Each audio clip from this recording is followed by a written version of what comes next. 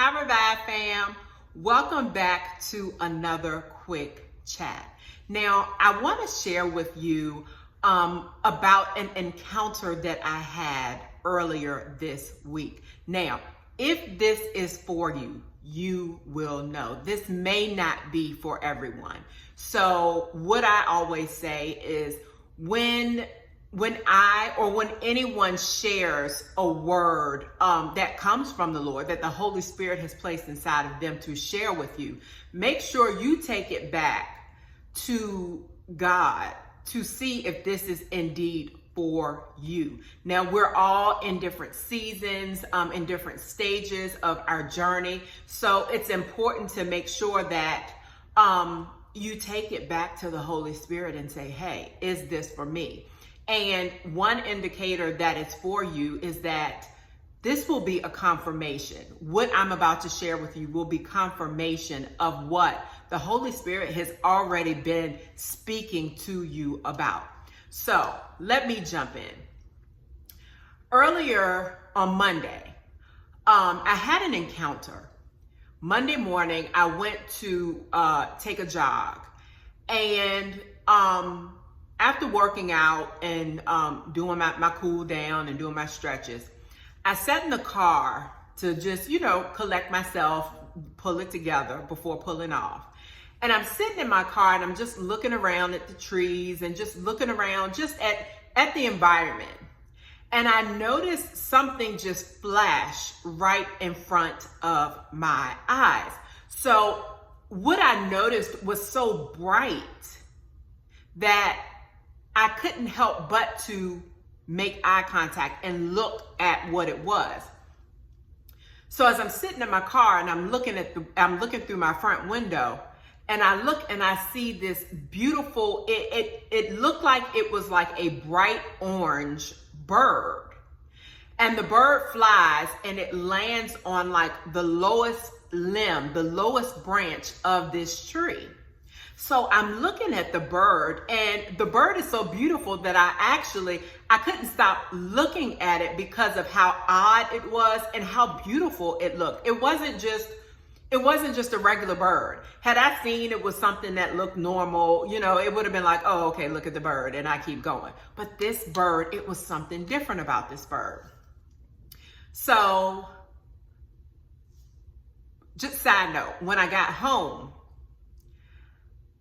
I had to pull up to figure out what type of bird this was. It was bright orange and it had like a black beak. And it somewhat resembled a cardinal. But I'm like, okay, do we have cardinals in Texas? And are cardinals bright orange? So what I discovered is there is a such thing as an orange cardinal. So when I saw the picture, I'm like, boom, that's what it was. But this bird was it was like a neon orange. So as I'm sitting there watching the bird, remember I said when the bird caught my eye, when it flew in and sat on the branch, it was sitting on the very lowest branch on that tree. So I'm sitting there watching it, just captured by this bird. And I look, the bird jumps up to the next level, to the next branch. So I'm just sitting there watching the bird, and most people be like, why are you watching the bird? But I'm sitting there watching, and it's something about this experience. And I start getting that feeling inside, and I'm like, okay, Holy Spirit, why? It's a reason behind me sitting here watching this bird. So I just, for about good 5 minutes, watching this bird. So the bird is on like the next branch. Then I look, the bird jumps up to the next branch. Then it keeps climbing up, up, up. And then it gets to a point where it jumps back down. It goes back down a level, but then it goes back up. And then it continues to go up, up, up. And as the bird is going up, there's still other leaves and branches around it that's kind of preventing it from making any other movement than going up. So finally, the bird gets to a branch where there are no other leaves in the way to prevent it from making other moves besides moving up.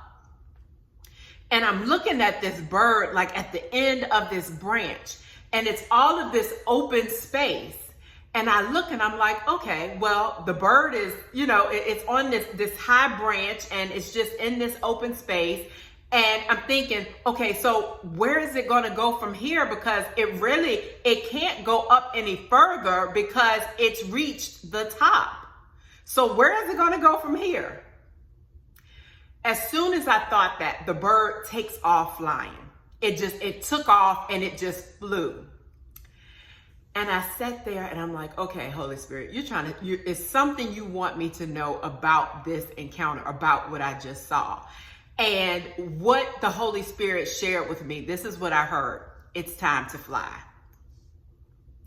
Now, I haven't shared this until today, because even in hearing it's time to fly, I'm like, okay, well, it's time to fly, but Holy Spirit, we know we're in the season. I shared a video last week about we're in our season of checkmate. This is our time. Jesus is stepping in. He's like, enough is enough. We're going to win this game, and checkmate, you win. So I knew from that perspective that it's time. It's time. It's time for us to win, to be in our physical win. But I'm like, okay, it's time to fly. What is this? So today he revealed to me something that really made sense and was so relatable to what I saw on Monday. When that bird took off flying, it was like it was waiting to just take off. And it didn't just take off flying slowly. When I tell you that bird took off, it was like it had been waiting for the opportunity to fly away. And that's what it did. And what the Holy Spirit brought to my memory today was Genesis 8, where it talks about Noah and the flood. And I'm going to read to you Genesis 8, 1 through 12. And I know it's 12 verses, but I have to read this to you in order for you to understand what the Holy Spirit is saying. And again, if this is for you, this will all make sense. So Genesis 8, starting at verses 1, this is the New Living Translation. But God remembered Noah. I want you to hold on to that. But God remembered Noah and all the wild animals and livestock with him in the boat. He sent a wind to blow across the earth, and the flood waters began to recede. So the flood waters, after the water came and destroyed everything, and everything was gone except for Noah, his family, and the boat. Then the waters began to recede, began to go down. The underground waters stopped flowing, and the torrential rains from the sky were stopped. So the flood waters gradually receded from the earth. After 150 days, exactly 5 months from the time the flood began, the boat came to rest on the mountains of Ararat. 2.5 months later, as the waters continued to go down, other mountain peaks became visible. Now, this is what the part I want you to pay attention to. Listen carefully. If it's for you, you're going to catch this. We're talking about birds here. It's time to fly. After another 40 days, Noah opened the window he had made in the boat, and he released a raven. We know a raven is a bird. So he released a raven. The bird flew back and forth until the flood waters on the earth had dried up. So he also released a dove, another bird, to see if the water had receded and it could find dry ground.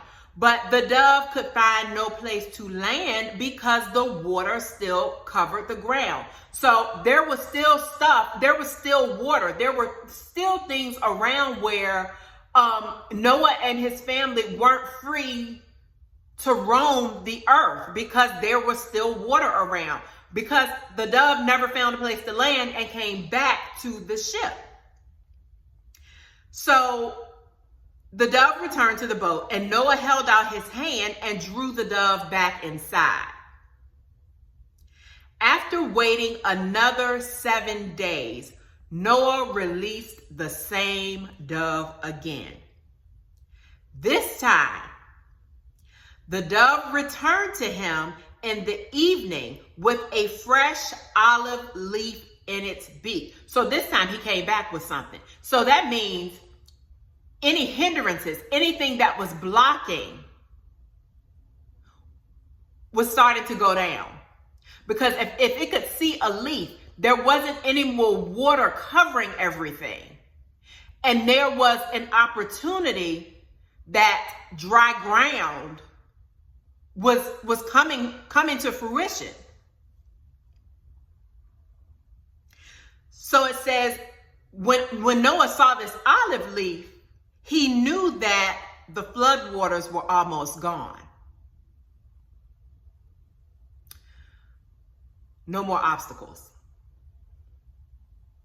He waited another 7 days. So 7 more days he waited, and then released the same dove again. This time, it did not come back. There were no more flood waters. The obstacles were gone. So this is what the Holy Spirit began to share with me. First, but God remembered Noah. In your situation, let's look at what Noah went through. The flood. That was an obstacle for him and his family. He's on that water with his family, trusting God. He doesn't know when the water is going to recede. He doesn't know when it's safe for him and his family to get out of the boat and start living again, to start doing what God has planned for them to do. He doesn't know. So he was relying on the birds. And he knew that if the birds came back, that means there were still obstacles out there. Those flood waters were there and they could not do anything. They were stuck. But God remembered Noah. Even everything that Noah had going on with that flood, God still remembered him. And something that took everyone out, God still remembered Noah.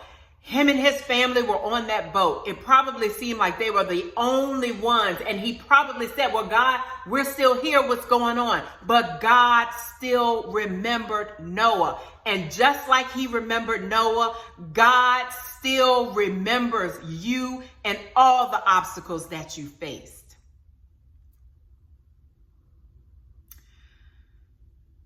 And what he showed me in connection with the experience, the encounter I had with the bird on Monday, how the bird was facing obstacles. Even though it was moving up on branches, it still had things around it that prevented it from flying. There were other leaves, there were other branches, and all I could see was the bird going up the tree, jumping from branch to branch, but there was still greenery around it. So it wasn't free to just fly. It wasn't until that bird got to the point where it was like, okay, this is it. There's nowhere else to go but fly. When that bird saw that open space and saw that there were no more obstacles, that bird flew. And just like that bird flew, go back to Noah. When he let that dove go the last time, that dove flew away and never came back. And what he showed me is now, you've been in the process of where you've gone from branch to branch to branch to branch. Sometimes you went down. There may have been many times where you went down, but you've always seemed to get back up because he allowed you to keep moving up. And now you're at a point where you're as high as you can go. And now it's time for you to fly. The way is clear. There are no more hindrances. There are no more obstacles in your way, but it's time for you to take off and fly. So family, just know if this word is for you, this is confirmation. If the Holy Spirit has been sharing with you and talking to you about being the time that it's your time to do this. Whatever he showed you to do, he's been working on your heart. He's been speaking with you It's no longer a time of preparation.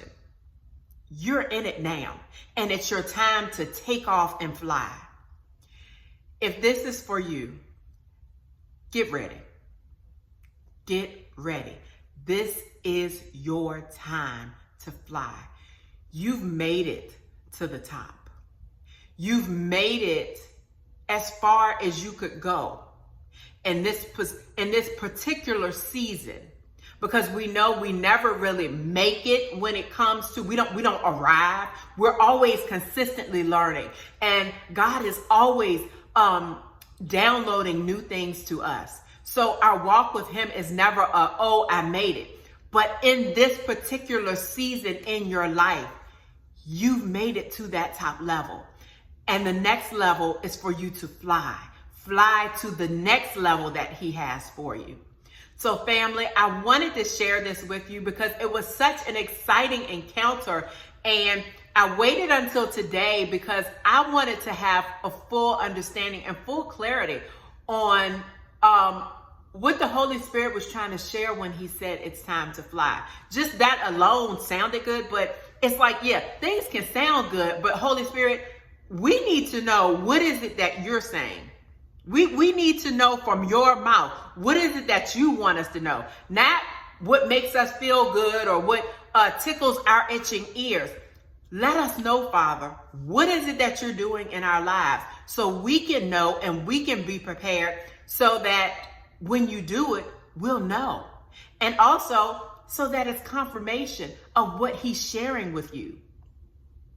So family, I love you all, and I pray that this word encouraged you to know that you've gone level to level to level. You jumped up. Sometimes you went down, but you continue moving up, and now you're at the point where there's nowhere else to go but to fly. So get ready to fly.